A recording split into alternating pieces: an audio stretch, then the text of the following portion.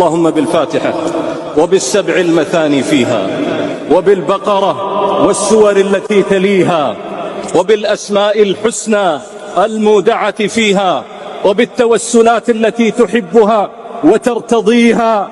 لا تدع للخليج لئيما يظن أنه سيحميها، ولا عدوا تبختر عليها تيها، إلا جنبت الخليج وحميتها من نواحيها.